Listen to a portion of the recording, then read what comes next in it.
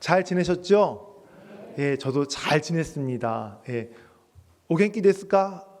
예, 오겐키 됐습니다. 예. 오늘은 종료주일입니다. 이제 막 신앙생활을 하신 분들은 이 종료주일이라고 하는 이 말이 좀 낯서실 겁니다. 신앙생활을 오래 하신 분들도 이 종료주일에 대해서 좀 낯설다고 생각을 하실 듯합니다. 이 종료주일은 이 예수님의 고난주간 시작되는 그 주간의 첫날, 그리고 부활주일 전주를 얘기하는데 바로 오늘이 종료주일이고요. 이 종료주일은 예수님이 예루살렘에 입성하실 때에 사람들이 막 종려나무를 잘라다가 막 환호하잖아요. 거기서 유래되었습니다. 그래서 종료주일이라고 말을 합니다. 고난주간 시작되는 종료주일인 오늘 말씀을 통해서 성령 하나님 주시는 교훈을 우리 성도들과 함께 나누고자 합니다. 그 전에 먼저 성도들께 질문 하나 드릴게요. 질문은 오늘 설교 제목입니다. 예수님은 여러분에게 어떤 분이십니까? 라고 하는 질문입니다. 한번 곰곰이 생각해 보세요. 너무 쉽죠? 대답하기가요. 여러분이 경험하시고 여러분이 알고 있는 그 예수님에 대해서 말씀하시면 되니까요. 그래서 제가 지금 여기서 한 분에게 딱 질문을 해도 아마 잘 대답을 하실 듯 합니다. 그렇지만 오늘 말씀을 통해서, 오늘 마태복음 본문 말씀을 통해서 이 질문을 다시 한번 예수님은 나에게 어떤 분이신가? 라고 하는 그 질문을 다시 한번 곰곰이 생각해 보시기를 바랍니다.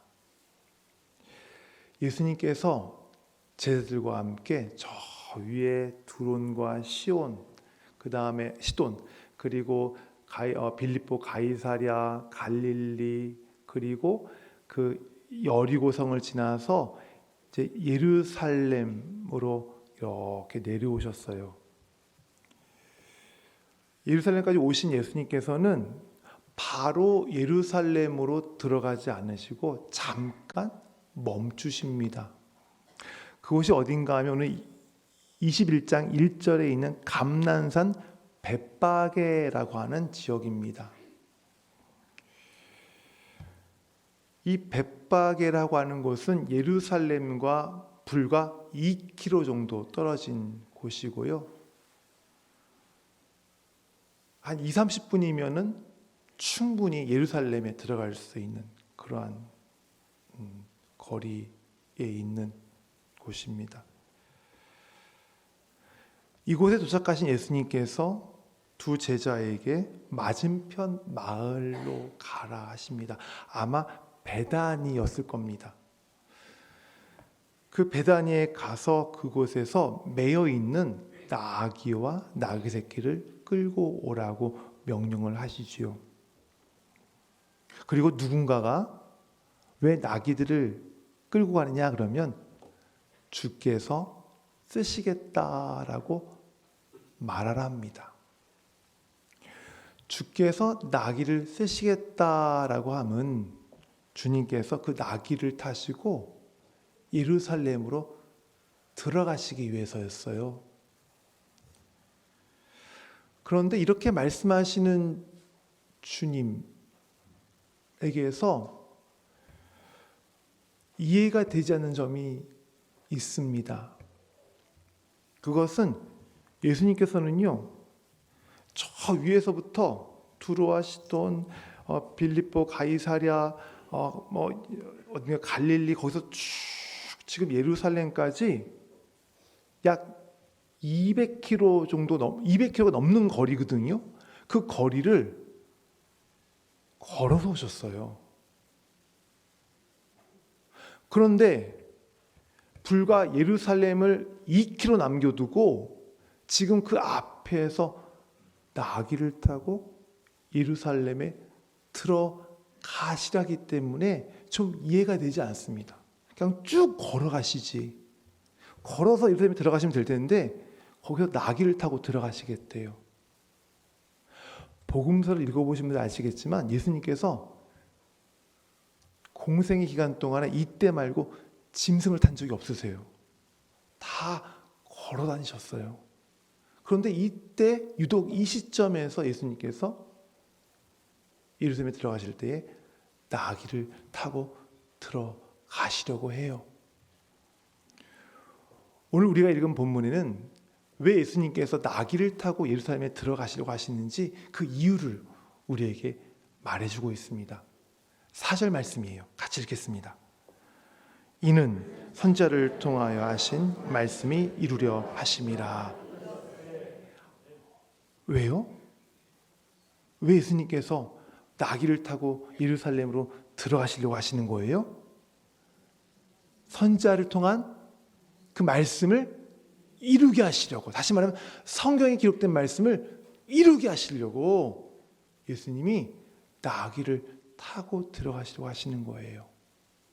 그렇다면 주님께서 이루고 하시는 그 말씀이 그 성취하시는 말씀이 어떤 말씀일까요? 그 말씀이 스가랴와 이사야에 기록되어 있는 말씀인데 마태가 그 말씀을 지금 5절에 기록하고 있어요.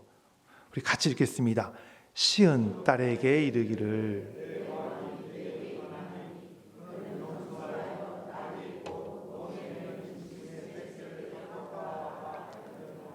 저기서 시온 딸이라고 하는 것은 예루살렘을 부른 별칭입니다. 애칭이기도 합니다. 예루살렘에게 스가랴와 이사야 선지자들이 그 말씀을 통해서 그 이스라엘 땅에 왕이 말 것이다. 그 왕이 나귀를 타고 들어갈 것이다. 라고 하는 그 말씀을 주님께서 성취하시기 위해서 나귀를 타시고 예루살렘에 들어가시려고 했던 거예요. 예수님께서 이 말씀을 성취하시려고 하는 이유가 있어요. 예수님이 예루살렘으로 나귀를 타고 들어가심으로써 당신이 누구라는 것을 나타내기 위함이에요. 성경에 기록된 그 왕이 누구다? 바로 나다. 바로 나다라는 것을 밝히 드러내시기 위해서예요. 아니, 왕이 나귀를 탄다고요?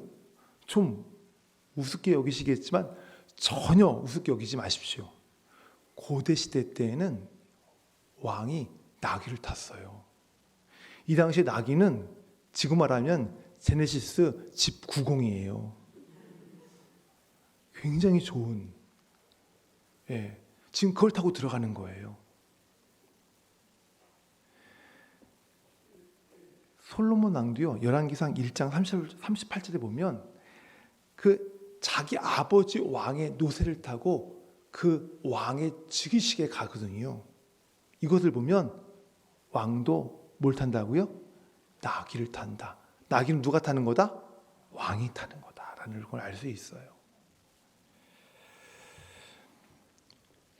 사실 저 때까지만 해도 예수님께서는 당신의 정체를 나타내는 것을 극도로 꺼려하셨어요.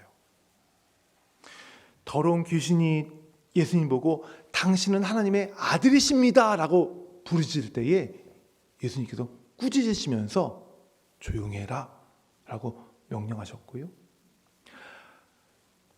귀먹고 말을 더듬는 사람을 고쳐주신 후에도 예수님께서는 아무에게도 말하지 말아라 라고 명령하셨어요.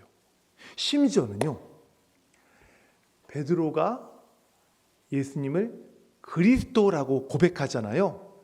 그 고백조차도, 그 말조차도 다른 사람에게 하지 말라라고 명령하셨었어요. 그렇게 자기의 정체를 드러내는 것을 극도로 조심하셨던 예수님께서 지금 예루살렘으로 들어가시기 그 직전에 나귀를 타심으로써 이제 내가 저 성경에 기록된 왕이다 라고 나타내려고 하세요. 왜 그럴까요? 저는 그 이유를 오늘 본문 앞에 있는 20장에서 저는 찾으려고 하는데요. 20장 18절과 19절 말씀이에요. 보여주시겠어요? 우리 같이 읽을까요? 시작! 보라, 우리가 예루살렘으로 올라가노니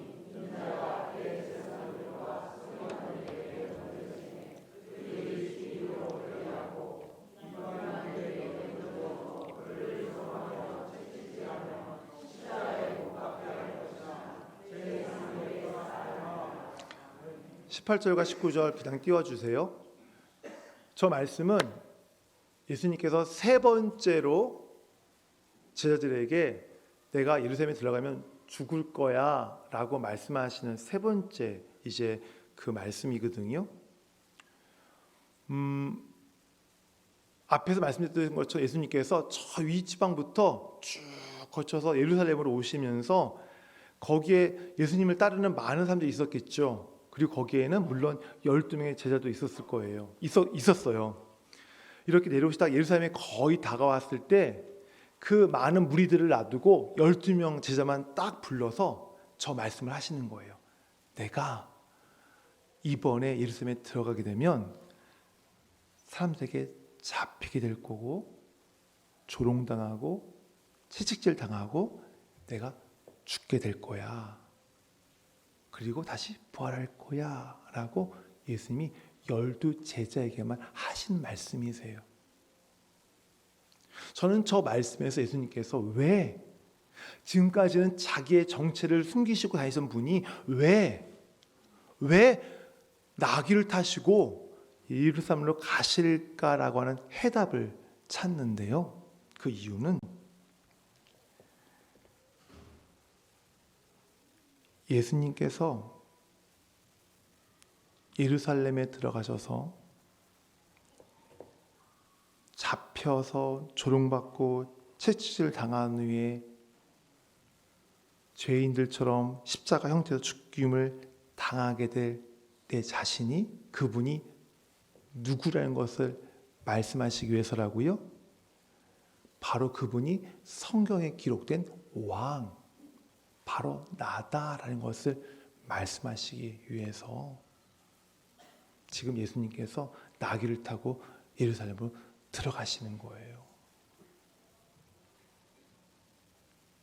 바로 그 왕이 예루살렘에서 사람에게 잡히고 자기 백성에게 잡히고 자기 백성에게 조롱당하고 자기 백성에게 채찍질당하고 자기 백성의 손에 의해서 죽게 될 것이라는 것을 말씀하시기 위해서.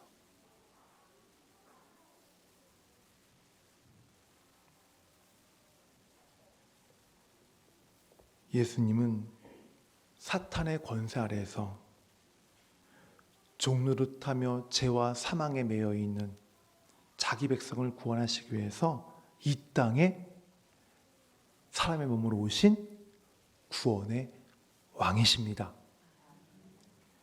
예수님은 죄가 없으세요. 그럼에도 불구하고 자기 백성, 죄인인 자기 백성을 대신해서 십자가에 못 박혀 죽으셨어요. 그리고 이를 통해서 공의로우신 하나님으로부터 우리가 의롭다라고 칭함을 받도록 하셨어요. 그래서 예수님께서는 왕임에도 불구하고 구원의 왕임에도 불구하고 자기 백성, 죄에 빠져 있는 그 죄인이 자기 백성을 구원하시기 위해서 지금 고난과 죽음이 기다리고 있는 그 예루살렘으로 지금 친히 들어가시려고 하는 거예요.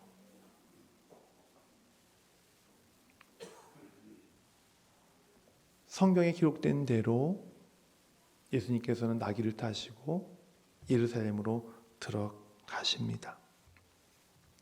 예수님께서 나귀를 타고 그 성으로 들어가실 때에 사람들이 그 주변에 가득했습니다. 왜냐하면 그때가 바로 유대인의 명절인 무교절과 유월절이 시작되는 절기였거든요.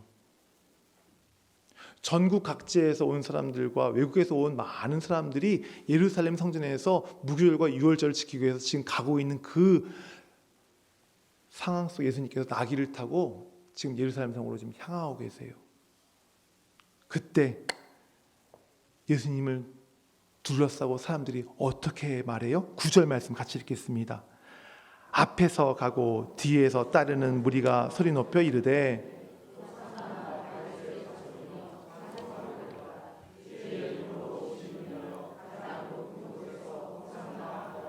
아멘. 사람들이 지금 열광적입니다. 와, 야, 우리의 왕이 오시는구나.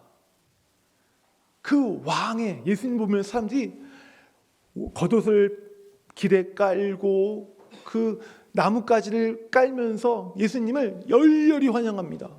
열렬히 환영합니다. 얼마나 그 열렬히 환영하면서 환상이 컸던지 그 성에 있던 어떤 사람들은 그 소동이, 그 외침이 놀라서 이게 무슨 일인가라고 놀랄 정도로 그렇게 예수님이 들어가실 때에 그 온 성이 진동했어요.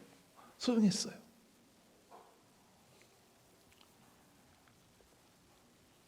그런데 우리는 여기서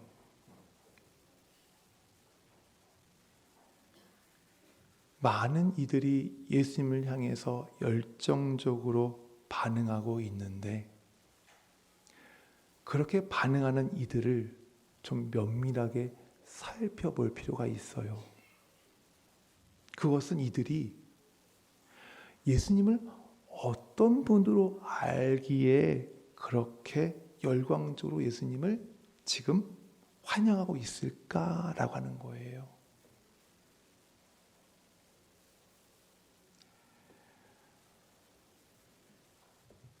수많은 사람들이 예루살렘에 나귀를 타고 입성하신 예수님을 향해서 한결같이 외치는 소리가 있습니다. 뭐예요?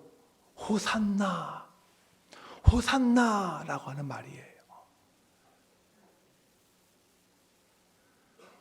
이 호산나라고 하는 말을 통해서 어떤 신학자들은 그들이 주님을 메시아로 찬양한다라는 모습으로 해석을 합니다. 근데 저는 이 해석에 많은 지지를 하지 않습니다. 왜냐하면 이 호산나라고 하는 이 말에는 찬양하라라고 하는 의미도 있지만 지금 우리를 구원하소서라고 하는 탄원과 호소의 의미도 갖고 있기 때문에 그렇습니다. 그러니까 이런 거예요. 지금 예수님께서 나귀를 타시고 왕처럼 그 성에 들어가실 때 사람들이 둘러싼 사람들이 외치는 게 호산나 다윗의 자손이여 이게 아니라 지금 우리를 구원하소서, 지금 우리를 구원하소서. 지금 어떤 상황에서요? 로마의 압제와 로마의 핍박과 그 로마의 식민지에 갇혀 있는 고통하는 우리를 지금 구원하소서라고 외치는 말인 거예요.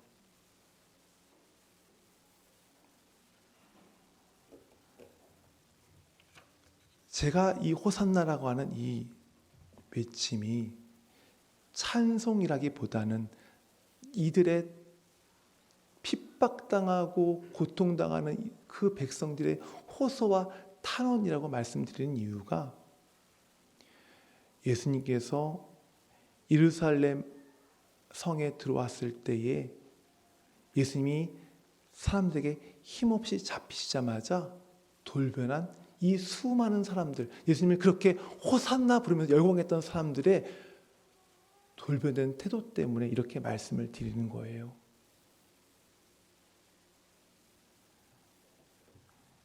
예수님 입성하실 때에 자기 옷을 펴고 나뭇가지를 깔면서 호산나 외쳤던 그들이 예수님이 나귀를 타고 성에 오신 이후로 힘없이 사람들에게 잡히시자 그렇게 열렬히 환성했던 사람들은 돌변했어요. 그들은 자신들의 기대, 저분이 이제 우리를 이 압제에서 해방시키시겠구나. 아, 저분이 로마를 물리치시고 우리를 이제 자유하게 하시겠구나 라고 기대했는데 웬걸요? 아무 일도 일어나지 않는 거예요. 오히려 그렇게 그 일들을 하실 메시아인 줄 알았는데 사람들에게 힘없이 잡히시는 거예요. 그것을 본 사람들은 제자도 마찬가지였지만 어떤 이들은 도망갔어요. 어떤 이들은 숨었어요. 어떤 이들은 자기를 배신하고 자기를 실망시킨 자기의 기회에 충족시키지 못한 그런 메시아 예수님을 죽이는데 앞장섰고요. 어떤 사람들은 예수님이 십자가에 못 박힐 때에 그냥 쳐다보고만 있었어요.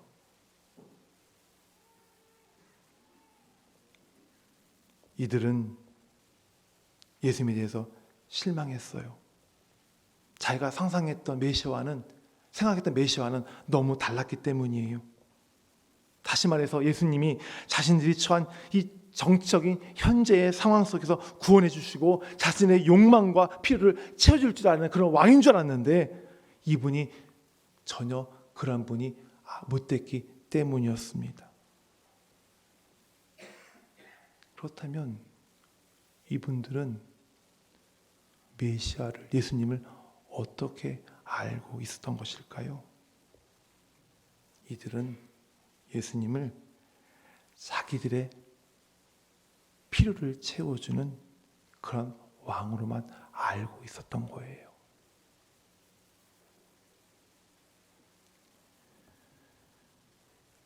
이들의 모습을 보면서 다시 한번 여러분에게 질문을 드립니다. 여러분은 예수님을 어떤 분으로 여기십니까? 여러분에게 예수님은 어떤 분입니까? 내 상황과 내 환경에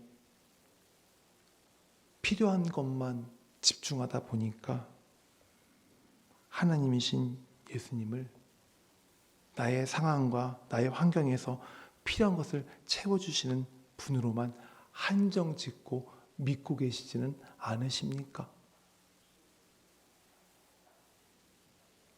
그러다 보니 하나님의 독생자 예수 그리스도를 한낱 나의 수호신, 내 가정의 수호신 정도로만 그렇게 여기고 있지는 않으신가요?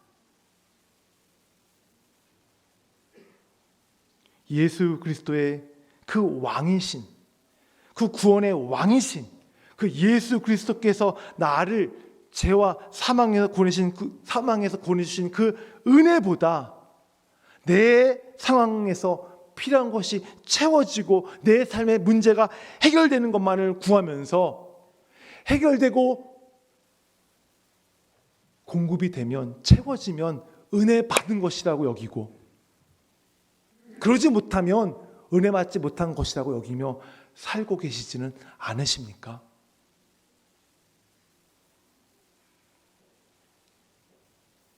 예수님을 나의 수호신, 내 가정의 수호신쯤으로 여기며 사는, 그래서 일상에 필요한 것을 채워주는 그런 분으로 믿는 신앙과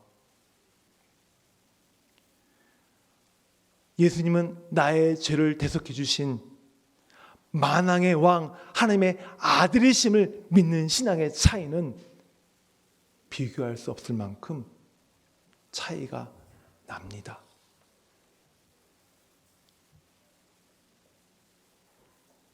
여러분의 찬양의 이유와 기도의 이유가 어디 있습니까? 만약 여러분의 찬양의 이유와 기도의 이유가 예수 그리스도, 예수님이 그저 나의 수호신이요, 나의 가정의 수호신이요, 나의 필요한 것을 채워주는 그런 분으로, 그래서 그분이 채워주시기 때문에, 그분이 공급해 주시기 때문에, 그분이 해결해 주시기 때문에 하는 찬양과 기도라면, 그 공급을 받지 못할 때, 채움을 받지 못할 때, 어려움에 처할 때 그분께 기도할 이유와 기도할 이유와 찬양할 이유가 없게 되는 거겠죠. 그러나 그분이 드리는 찬양의 이유와 감사의 이유와 기도의 이유가 모든 권세와 모든 위험을 갖고 계심에도 불구하고 죄인 나를 위해서 이 땅에 오셔서 죄를 대속하신 하나님의 아들이시기 때문에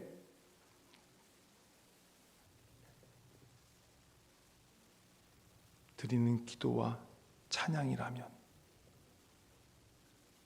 우리 삶에 좀 부족한 것이 많아도, 우리 인생에 여전히, 나의 인생에 여전히 복잡한 문제들이 넘칠지라도, 그럼에도 불구하고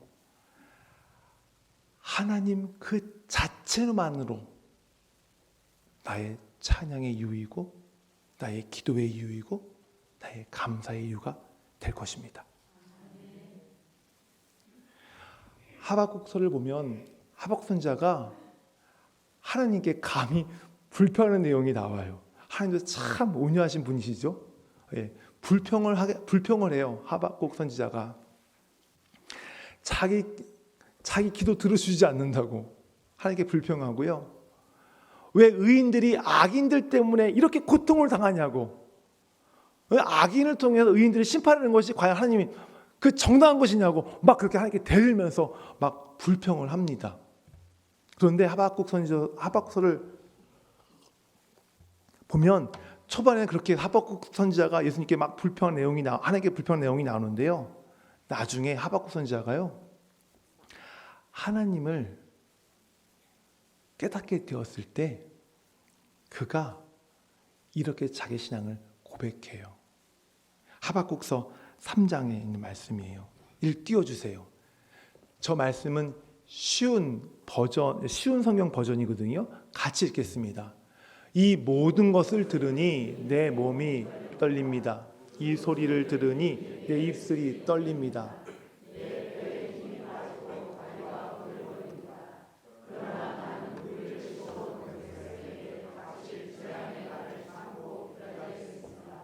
무화과나무에 무화과나무가 없고 포도나무에 포도가 없고 올리브나무에 거둘 것이 없고 밭에 거둘 곡식이 없으며 우리의 양이 없고 외양간에 소가 없더라도 나는 여호와 때문에 기뻐하겠습니다. 나를 구원하시는 하나님을 즐거워하겠습니다. 아멘. 그대로 띄워주세요. 이 모든 것을 들으니 내 몸이 떨립니다. 그 소리를 들으니 내 입술이 떨립니다. 저 앞에 있는 저 모든 것이 바로 하나님께서 심판하시려고 지금 그 이방 군대를 지금 몰고 지금 심판의 도구로 지금 오시는 그 모습이에요. 그 모습을 지금 얘기하고 있는 거예요. 그 심판의 재앙의 날이 지금 다가오고 있는데도 불구하고 하박국 선지자가 뭐라고요? 기다리겠대요. 참고 기다리겠대요. 자기가 먹을 것이 없고 아무 소출이 없고 자기가 지금 찢어지게 가난해도 지금 그가 어떻게 하겠다고요? 여호와로 말미암아 기뻐한다고 고백하고 있어요. 왜요? 나를 구원하시는 분이 여호와 하나님이시니까. 하박국 선지자가 하나님이 어떤 분이신지를 깨닫게 되니까 환난 가운데서도 가난 가운데서도 찬양의 이유가 오직 자기를 구원하시는 여호와 하나님께 있다는 거예요.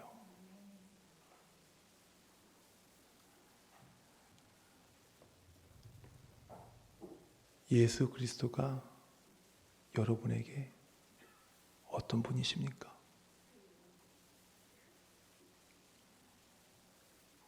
나귀를 타시고 예루살렘에 입성하신 왕이신 예수님은 우리의 필요만을 채워주시기 위해서 이 땅에 오신 것이 아닙니다. 우리의 삶의 문제만을 해결해 주시기 위해서 이 땅에 오신 분이 아닙니다.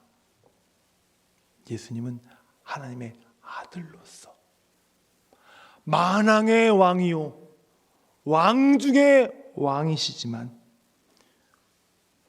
우리의 죄를 대속하시기 위해서 친히 이 땅에 오셔서 우리가 서야 할 십자가의 고난의 길, 우리가 받아야 할 그 조롱의 자리, 우리가 당해야 할 그 영원한 사망의 죽음을 우리 대신 당하신 분이십니다.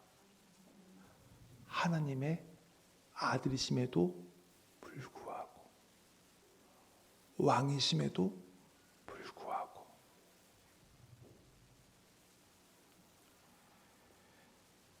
저는 여러분께서 이 사실을 보다 깊게 보다 넓게 깨닫는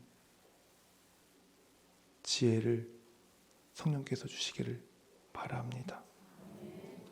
이렇게 깊게 넓게 주님을 깨달으면 깨달을수록